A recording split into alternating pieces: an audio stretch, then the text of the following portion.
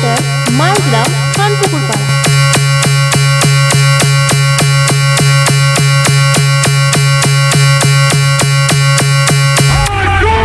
আর একটা কথাও না, আমি লড়বো তোর সাথে। আয় আয় লড়বি ওর সাথে।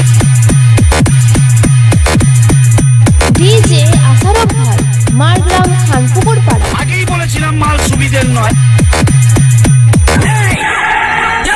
যদি একে এক ফোঁটা জল দিয়েছে